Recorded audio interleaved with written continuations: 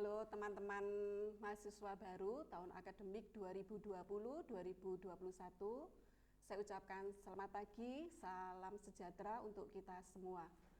Kami dari Universitas Katolik Widakarya mengucapkan terima kasih karena Anda bergabung dengan kampus kami Universitas Katolik Widakarya Malang di Jalan Bondowoso nomor 2. Pada kesempatan ini, sesi ini kami akan menjelaskan unit kami Biro Administrasi Umum dan Kepegawaian, di mana BAU itu adalah salah satu unsur penunjang proses belajar mengajar di lembaga ini. Untuk selanjutnya akan saya terangkan apa itu Biro Administrasi Umum dan Kepegawaian, atau biasanya disingkat BAUK. BAUK adalah merupakan unsur pelaksanaan teknis dan administrasi di bidang keuangan, kepegawaian, dan umum yang dipimpin oleh Kepala BAU, dalam hal ini saya, yang berada di bawah rektor dan bertanggung jawab kepada Warek 2. Kemudian dalam kesehariannya kita pelaksanaannya berkoordinasi dengan Warek 2. Mungkin perlu saya jelaskan tadi, belum perkenalan tadi, saya adalah Martina Andayani Binawati, di mana saya saat ini bertanggung jawab di unit BAU. Struktur organisasi yang ada di BAU adalah sebagai berikut. Yang bertanggung jawab yang tertinggi, kepala tertinggi adalah rektor. Saat ini rektor kami adalah Frater Dr. Clemens Mere.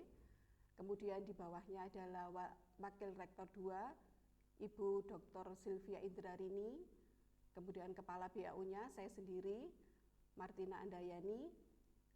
Dalam kesehariannya saya bekerja sama dengan Kepala Bagian Umum, Kepala Bagian Keuangan, juga Kepala Bagian Kepegawaian. Kepala Bagian Umum saat ini yang bertanggung jawab adalah Bapak Theo, kemudian Kepala Bagian Keuangan Ibu Teresia Edi. Kepala Bagian Kepegawaian saat ini dipegang oleh Bapak Herlianto Asto. Saya jelaskan tugas Biro Administrasi Umum dan Kepegawaian, yaitu salah satunya melaksanakan koordinasi kegiatan kepegawaian, kegiatan umum dan keuangan.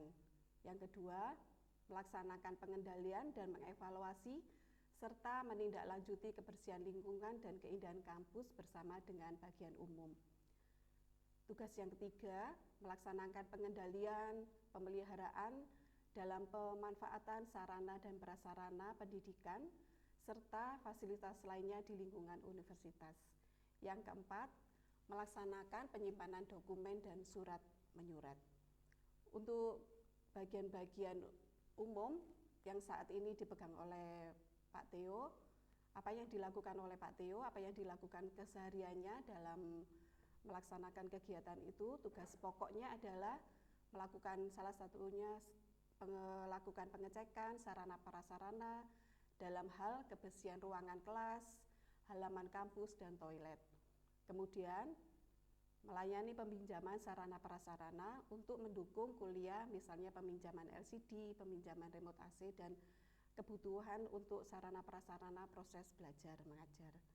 Yang ketiga, melakukan penjadwalan ruangan untuk kegiatan rapat dan kegiatan kemahasiswaan, juga untuk kegiatan perkuliahan. Kemudian, setiap 1 bulan sekali melakukan koordinasi dengan bagian tenaga yang terkait dengan kegiatan Biro Administrasi Umum, yaitu kebersihan, tenaga security, di mana semuanya itu harus selalu dikoordinasikan untuk menunjang sarana, prasarana, dan untuk menunjang kegiatan supaya berjalan dengan baik. Kemudian juga melakukan penggantian dan perbaikan apabila ada perbaikan sarana prasarana yang rusak. Biro Umum juga melakukan kegiatan untuk ketersediaan alat tulis kantor, juga bertanggung jawab untuk pemakaian kendaraan. Di unit BAU juga kami bertanggung jawab untuk bagian kepegawaian. Apa yang dilakukan bagian kepegawaian antara lain update data karyawan baru, pembuatan daftar urut kepangkatan, mutasi karyawan, terus bagian kepegawaian juga melakukan absensi dan fingerprint karyawan, kemudian pengajuan NIDN, NIDK dosen, serta pengajuan jabatan akademik dosen. Di bagian BAU juga yang tadi sudah saya sampaikan, juga ada bagian keuangan yang saat ini yang bertanggung adalah Butris. Kegiatan yang dilakukan oleh bagian keuangan adalah penerimaan SPP, UAS, praktikum, dan skripsi yang sekarang itu sudah memakai UKT. Nanti lebih jelasnya Butris akan menjelaskan secara detail teknis pembayaran dan pelaksanaan kegiatan pembayaran kalian pada bagian keuangan. Bagian keuangan juga melaksanakan kegiatan sirkulasi keuangan di universitas secara umum, misalnya pengajuan dana ataupun pelaporan kegiatan yang sudah dilakukan ke bagian yayasan. Di BAU secara umum kami memang juga melaksanakan seluruh kegiatan yang ada di unit yang terkait, bagian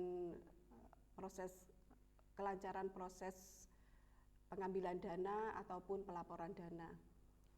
Untuk ke depan, mungkin kalau ada kegiatan mahasiswa, prosedur pengajuan dana yaitu 14 hari sebelum kegiatan dan pelaporan 14 hari sesudah kegiatan. Beberapa hal yang perlu diperhatikan pada saat kalian nanti sudah bisa datang untuk melakukan kegiatan secara offline, yaitu datang berpakaian rapi, sopan, dan bersepatu, tidak diperbolehkan mengenakan kaos tanpa kerah atau tanpa lengan, tidak merokok, makan, dan minum di dalam ruang kelas, wajib menjaga kebersihan dan kerapian di dalam ruang kelas dan keutuhan peralatan. Untuk lebih jelas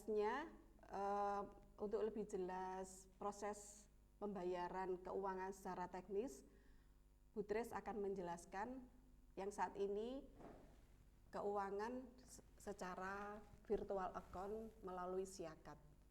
Silakan Butris.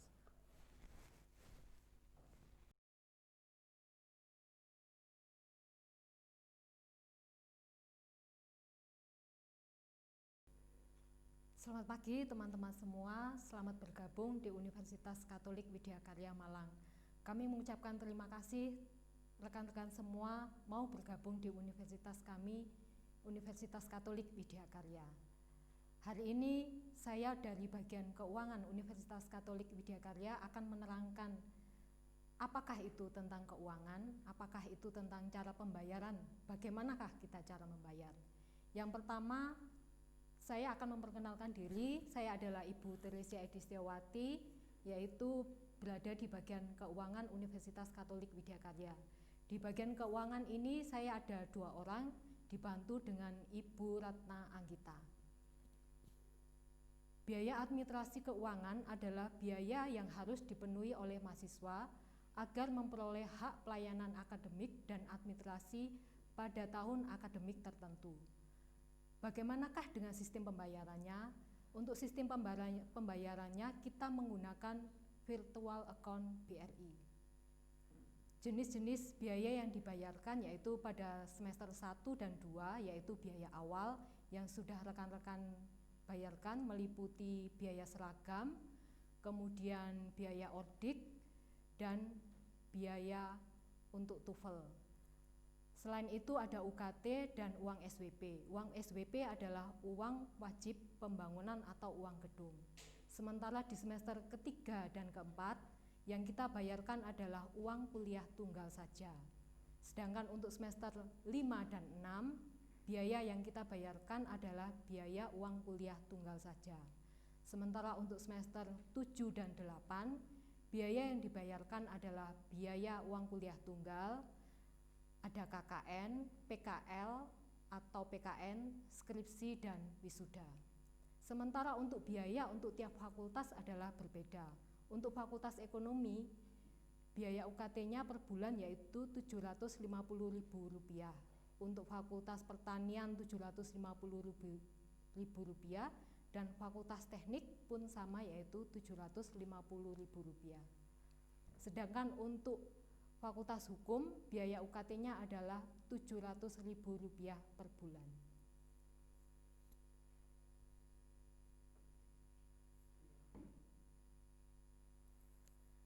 Apakah yang dimaksud dengan virtual account? Virtual account adalah rekening tidak nyata yang berisikan nomor ID mahasiswa di mana dibuat oleh bank untuk melakukan suatu transaksi. Setiap satu transaksi mahasiswa akan mendapatkan satu nomor ID virtual account, di mana nomor virtual account itu akan berbeda untuk setiap mahasiswa. Jadi ketika kita membayarkan tagihan melalui virtual account BRI, maka konfirmasi pembayaran akan berlangsung secara otomatis.